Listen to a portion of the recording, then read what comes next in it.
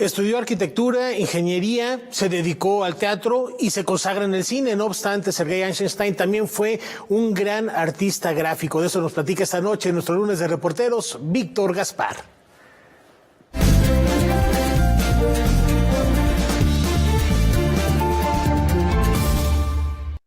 Bueno, ya Rafa nos dio una introducción sobre este genial artista en muy diversas ramas. Les platicamos hace un tiempo, hace algunas semanas, sobre dibujos eróticos publicado por Alias.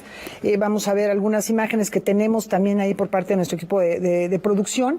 Y Víctor Gaspar nos ha preparado un par de reportajes especiales porque pues esto no daba nada más para la presentación del libro, sino para hurgar en este gran personaje que además aquí hay un vínculo también con México. Hay dibujos que se hicieron en México, hay dibujos que forman parte de una de las colecciones pues más ricas y más diversas de nuestro país, que es la del Estanquillo, generada por Carlos Monsiváis. Laura, pues un gusto saludarte, estar aquí precisamente con este muy interesante tema, que son los dibujos eróticos y que se parecieran a otros que ya hemos visto por ahí, incluso de Keith Haring o de Jean Cocteau o de el mismo Andy Warhol. Y seguimos también con esta línea que iniciamos hace aproximadamente 3-4 semanas, en las que abordábamos Nosferatu, el vampiro, y seguimos en la línea del cine, pero el cine a partir también de estos vínculos que establece con la gráfica, como ya nos enseñabas, ¿no?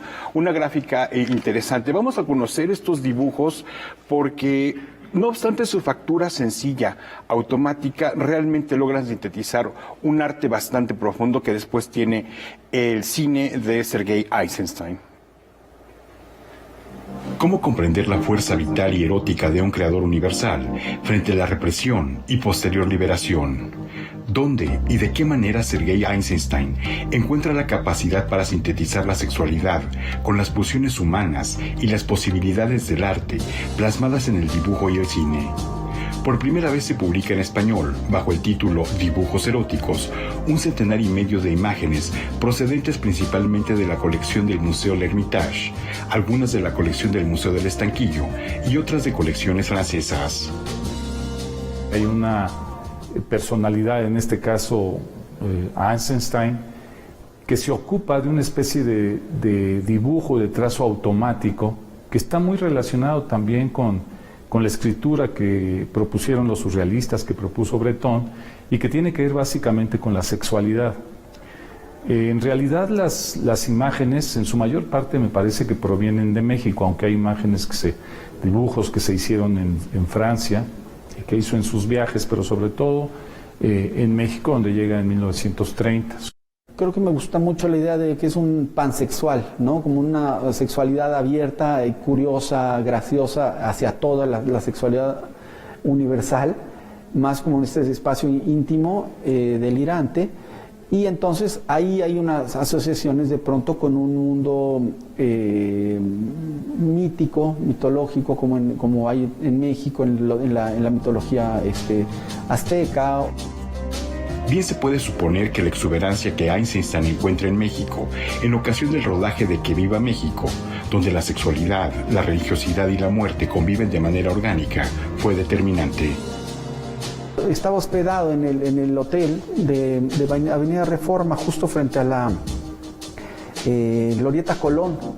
Entonces está el papel membretado del Hotel Imperial, me parece que es, donde está todavía el Colón dibujado, ¿no? En su papel de membrete. Y sobre ese están los trazos de Eisenstein. A diferencia de sus primeros dibujos, que tienen más que ver con el expresionismo alemán, digamos, ¿no? Los últimos son dibujos de una sola línea, sin sombras, y con una línea muy precisa. Y los más interesantes, creo yo, son estos, en donde él de alguna manera vomita su inconsciente, ¿no? De manera que él quiere tener poco control incluso de sí mismo, ¿no? Digamos que la diferencia entre un Paul Klee, digamos, y un Jackson Pollock.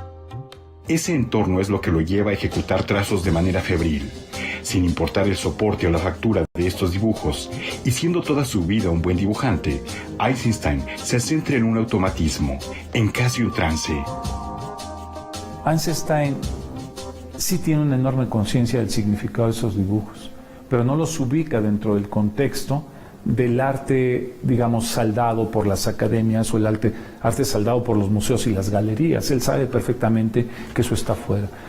Hay una observación también de uno de los autores, de Marcadet también, que me parece muy buena, que es la de que esto está más ligado a los grafitis de los baños que al propio dibujo académico. Esa es una conclusión que me parece formidable. Yo creo que hay ese filtro que pasa por, digamos, lo popular, por llamarle de alguna manera, donde sí está más inscrito este tipo de dibujo. Es un dibujo, además, profundamente profanador, con una radicalidad absoluta con respecto a lo que quiere transmitir. A iniciativa de su madre, Eisenstein había tomado clases de dibujo durante su infancia en San Petersburgo. En su juventud, siguió los pasos de su padre en arquitectura e ingeniería, pero gradualmente se adentraría en las teorías psicoanalíticas de Freud y en una admiración por Leonardo da Vinci. Sergio Raúl Arroyo destaca, sin embargo, una experiencia de infancia que se evidencia en las posturas y contracciones corporales de los dibujos eróticos.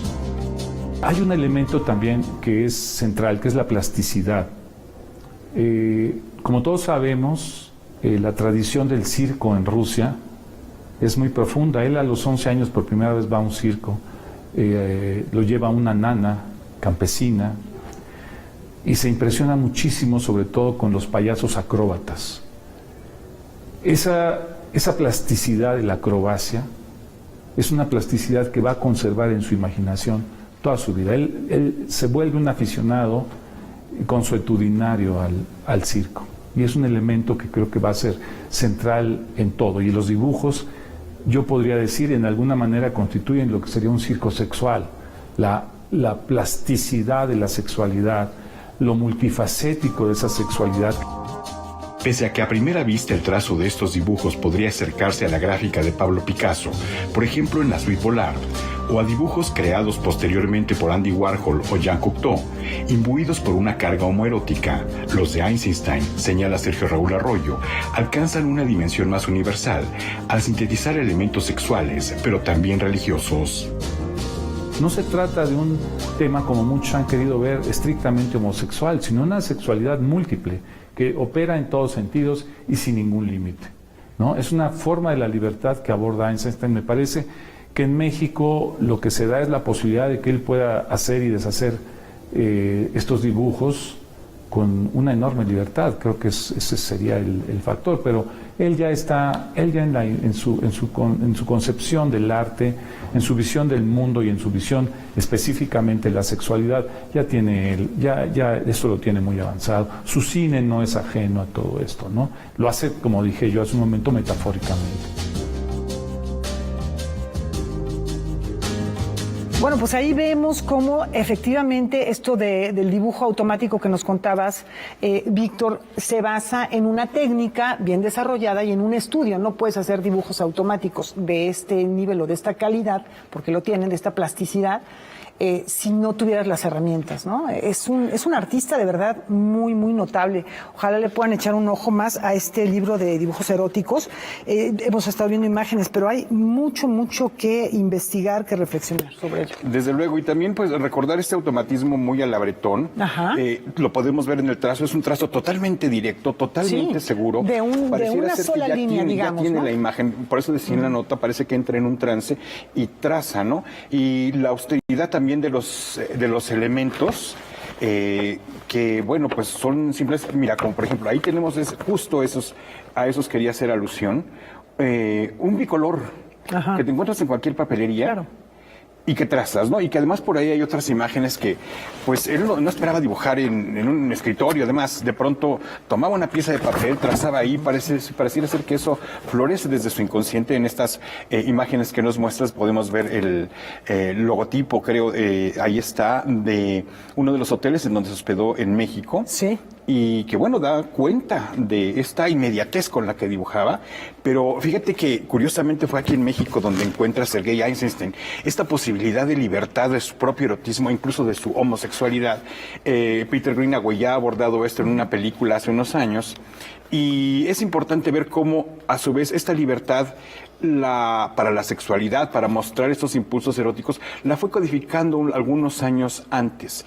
Desde el acorazado Potemkin, octubre, fue codificando. Y hay una imagen en particular que no deja duda de la carga erótica trasladada en una secuencia titulada La Desnatadora. Vamos a ver esta otra parte que nos habla del cine con erotismo codificado. Inmerso en el régimen monolítico de la Rusia postrevolucionaria, Eisenstein desarrolla su carrera fílmica y las teorías de montaje cinematográfico. No obstante, las condiciones de libertad acotada habrán de encontrar un contrapeso en su viaje a México. En primer lugar, salirse de la Unión Soviética en una época de profunda represión, a él le da una especie de entrada a un ambiente de libertad que no tenía donde él vivía. Era muy difícil que esos dibujos los pudiera desarrollar. De por sí, aspectos inherentes a la sexualidad no están inscritos tampoco en la Revolución Rusa. Es decir, es un tema prácticamente dejado de lado. Hay una apertura a lo sexual entre el año 24 y el 28, que el mismo Lenin en algún momento dice que hay que controlar. La narrativa cinematográfica del cineasta soviético habrá de encontrar curso a través de imágenes metafóricas que en sus dibujos realizados en México se hacen explícitas. La única libertad que se puede dar Eisenstein de alguno es trabajar con la metáfora, ¿no? Y tratar de expresar o de comunicar algo que no lo puede hacer directamente o de manera tan franca. Por ejemplo, la sexualidad. En realidad en varias de sus películas, tratan sobre relaciones entre un chico y una chica, un hombre y una mujer, pero son bastante, bastante tradicionales, ¿no? Por ejemplo, el caso de Alexander Nevsky, ¿no? Dos guerreros se pelean de alguna manera el favor de una chica a ver quién es el más valiente en la batalla. Encuentra que en México hay un lenguaje metafórico en todas partes, entonces habla de una cosa y de otra, y ahí es donde encuentra que hay ese mundo secreto en todo, hay una sexualidad, ¿no? Y esa relación sexual con la naturaleza, con la arquitectura y con todos los elementos políticos, ¿no? Entonces, creo que hay esa afinidad, el humor, el sentido del humor, la caricatura. La metáfora como recurso expresivo de la sexualidad en el cine de Eisenstein ya se había evidenciado en una de sus secuencias de 1929, un año antes de su viaje a México. Este muchacho empieza a saber que su trabajo tiene que contener elementos metafóricos para hacerse público, ¿no? Ahí decía yo, esta escena de la desnatadora es tremenda, es una escena que él que va a estar trasladada al dibujo.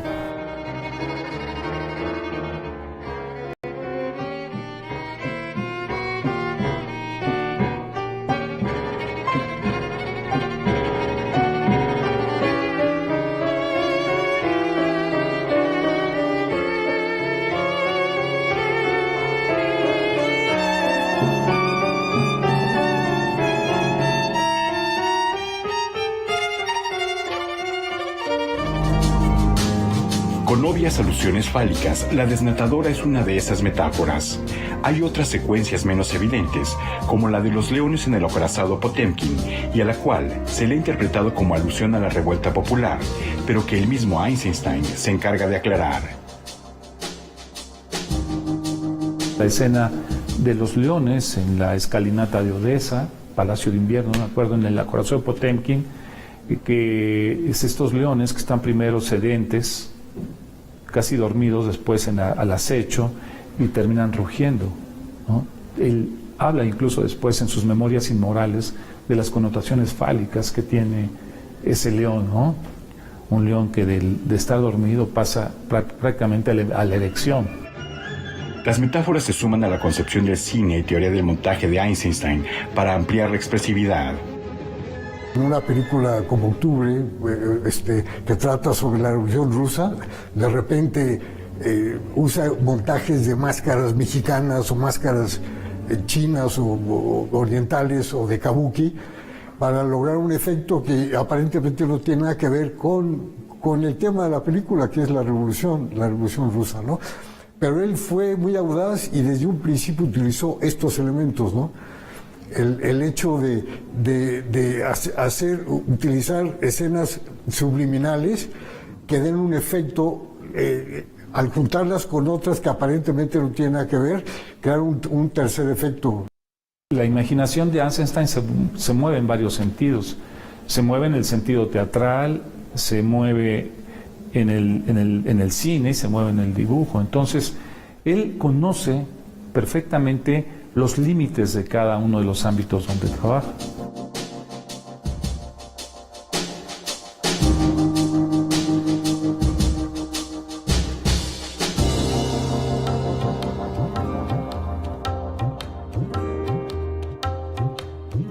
Creo que en el cine es bastante subliminal, no así con los dibujos, que es mucho más directo y mucho más libre.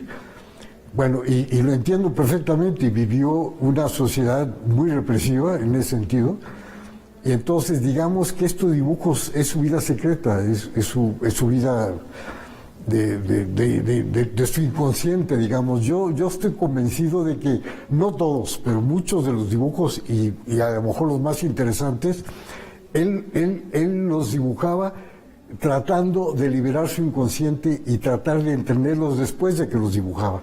O sea que su inconsciente iba por delante del razonamiento de la forma que estaba dibujando.